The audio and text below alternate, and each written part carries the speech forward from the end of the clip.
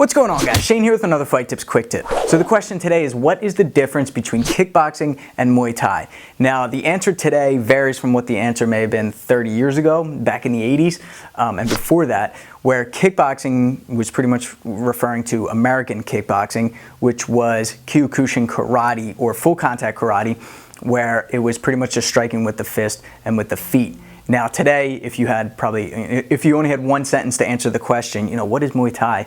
You'd probably say something like kickboxing, but with elbows and knees.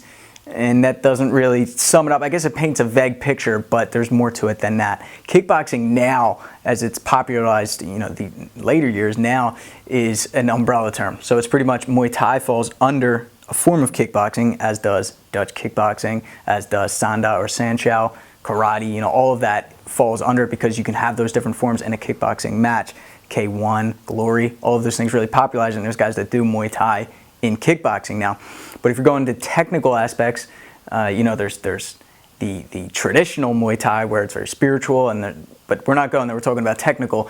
We're talking about the clinch now. So usually in most tournaments and most organizations, the clinch isn't really allowed in kickboxing. Once they clinch up, maybe there's one knee allowed, or the ref will break it up right away.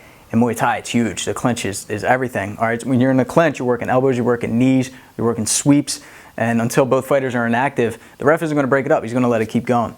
Yeah, there's elbows to the face allowed, there's knees to the face allowed, and some kickboxing organizations don't allow that. So there's a ton of differences. Do your research. This is just a real quick explanation so you're more knowledgeable on the difference between kickboxing and Muay Thai. And if you want to learn specific moves from each, myfightgym.com is the way to go. We got tons of tutorials, techniques, drills, exercises, full-length workouts. Check it out, myfightgym.com. There's the link right there. Click it, check it out. It's free unless you want to take it to the next level. All access, that's another story, but see how dedicated and how determined you are to learn. All right, guys, until next time, make sure you follow me on Twitter @FightTips. Send me some of your questions so you can get featured in a video like this and get your answers questioned, or questions answered, rather. And make sure you subscribe so you can get the fight tips before your opponent does.